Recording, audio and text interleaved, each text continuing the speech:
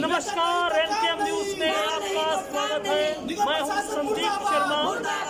ये नारेबाजी की जो आवाज सुन रहे हैं, ये दिल्ली नगर निगम के कर्मचारी ये नारेबाजी ये कुछ शौक से नहीं कर रहे हैं, ये इनकी मजबूरी है, क्योंकि पिछले कई महीने से इन्हें वेतन नहीं मिल रहा है। और यही वजह है कि पूरी दिल्ली में जगह जगह पर कर्मचारी जो है वो प्रदर्शन करते हुए नजर आ रहे हैं। और कर्मचारियों के द्वारा जो निगम के काम किए जाते हैं, चाहे वो सफाई का काम हो, चाहे वो स्वास्थ्य सेवाएं मुहैया करवाने का काम हो, चाहे वो शिक्षा देने का काम हो, वो तमाम काम जो है वो ठप पड़े हुए हैं।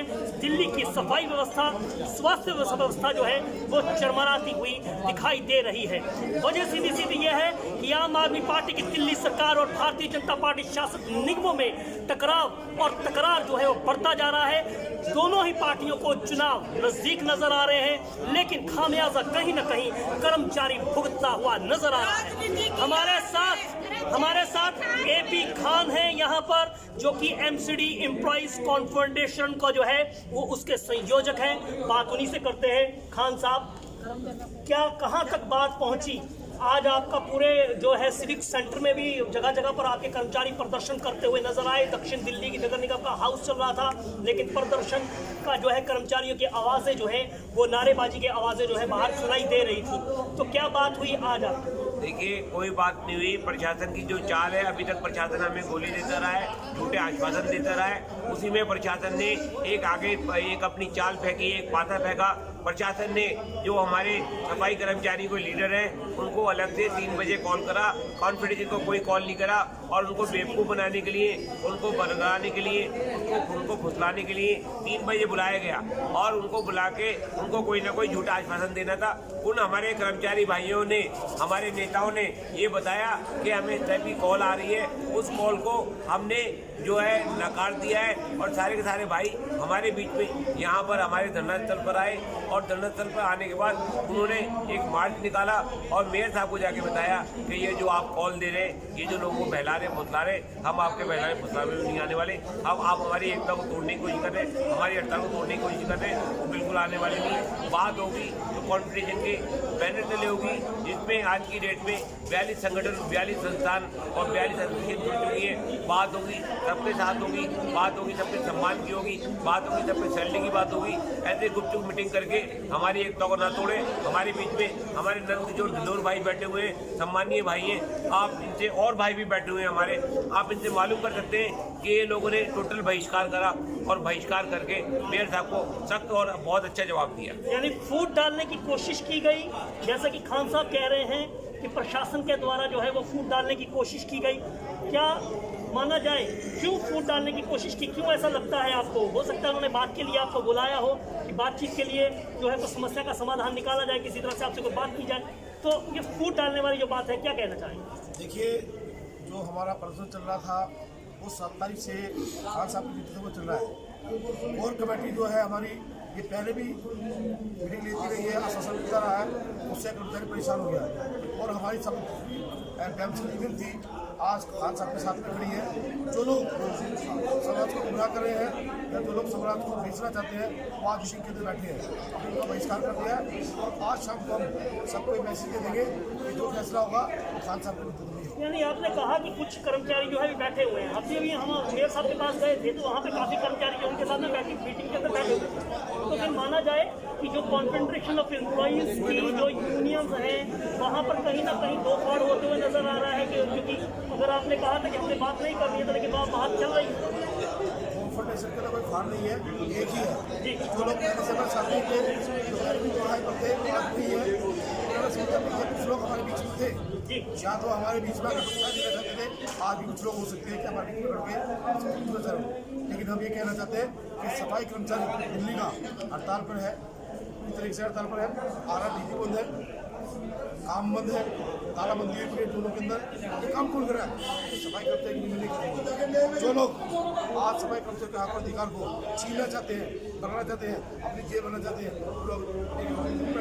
लेकिन जो हमने मांग की है खान साहब से कि हमारा कर्मचारी पक्का होना चाहिए, हमारे कर्मचारी जो रिदार है वो पक्का होना चाहिए, बल्कि उसकी एक बात की बात होनी चाहिए। और आखिरी उसके साथ साथ हमारे पेंशन होनी चाहिए।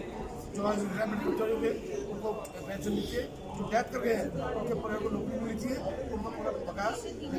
तो खान साहब मुझे ये बताइए आगे का स्वरूप क्या रहने वाला है, क्योंकि अभी जैसे आपने कहा कि बातचीत के लिए आप लोग तैयार नहीं हो रहे हैं, तो कैसे बातचीत तो होने का देखिए, बातचीत के लिए हम तैयार हैं, लेकिन बातचीत जिससे करें जिसके हाथ में कुछ हो, देने को कुछ हो, सिवाय आश्वासन, कोरा आश्वासन।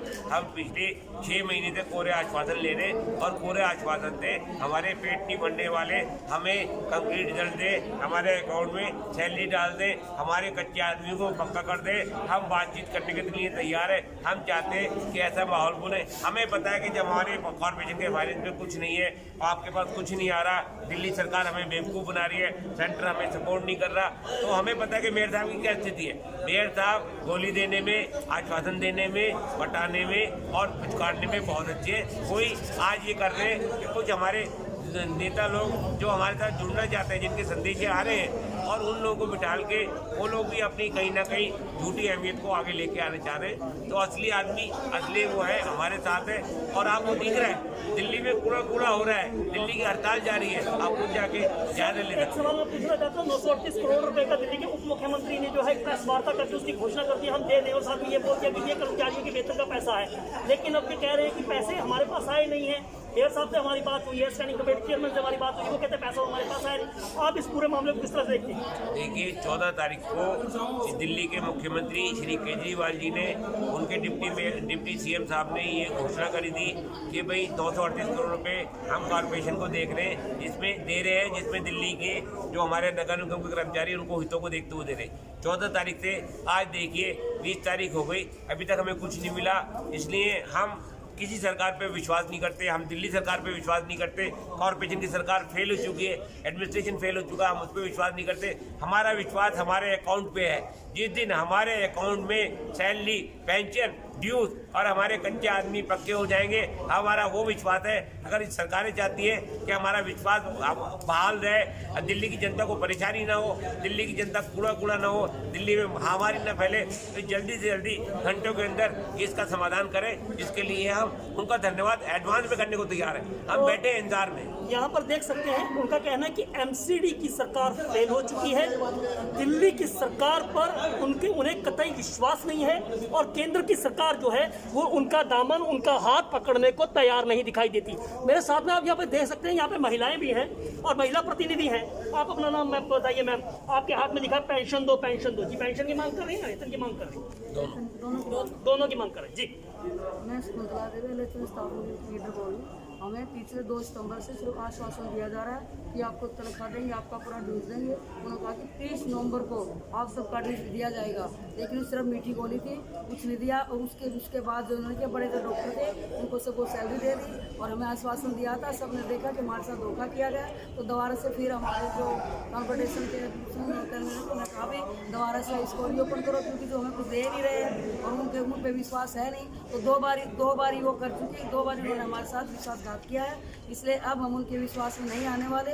जब तक हमारे सभी ड्यूज क्लियर नहीं होते, हमारी पूरी सैलरी नहीं मिलती, हमारी पेंशन नहीं मिलती, तब तक लगातार हम यहीं ऐसे ही बैठे रहेंगे। एक सवाल पूछना चाहता हूँ। आपने कहा कि एक आश्वासन दिए जाते हैं, दूसरी मीठी गोलियां दी जाती हैं। जी सर। ना आश्वासन से ना मीठी गोलियों से पेट तो भरने से रहा। जी सर। अब सवाल ये है कि आप क्योंकि महिला भी हैं और कर्मचारी भी हैं, महिला कर्मचारी भी हैं, तो इस स्थिति के अंदर मैनेज करना तो आपके लिए बड़ा मुश्किल है। सर बहुत जी बोलिए। सर बहुत मुश्किल है।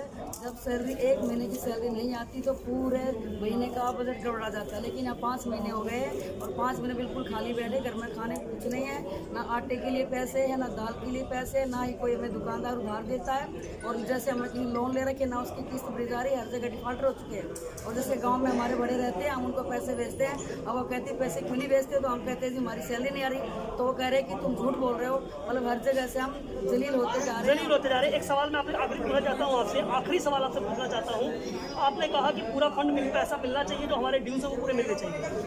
होता हमेशा यही है, लेकिन फिर 1 महीने की कर्मचारियों को वेतन मिल जाता है, कर्मचारी जो है फिर काम पर चले जाते हैं। तो अभी स्थिति क्या रहने वाली है? 1 आध महीने का, 2 महीने का वेतन मिल गया, फिर आप लोग काम पे आ जाएंगे, लेकिन जैसे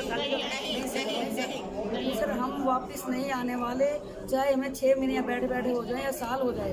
अब हम वापस काम पे तभी जाएंगे जो हमारे सारे ड्यूज क्लियर हो जाएंगे। सारे ड्यूज क्लियर हो जाएंगे, पूरा वेतन मिल जाएगा, उसके बाद ही यहाँ पर कर्मचारियों का कहना है कि काम पर जाएंगे। एक और बड़ा इल्जाम, एक बड़ा आरोप जो है वो प्रशासन पर लगा रहे हैं। उनका कहना है कि कर्मचारियों की एकता को तोड़ने की कोशिश की जा रही है, कुछ यूनियन के लोगों को वर्गलाया जा रहा है। तो बहरहाल यहाँ पर देखा जा सकता है कि हाथों में ये बैनर्स लिए हुए, तख्तियाँ लिए हुए, वेतन और पेंशन की मांग कर रहे हुए कर्मचारी जो हैं, इनकी मांग कब तक पूरी हो पाती है। Sandeep Sharma, NKM news, Delhi. जब तक मांगे नहीं बनेगी, तब तक पीछे नहीं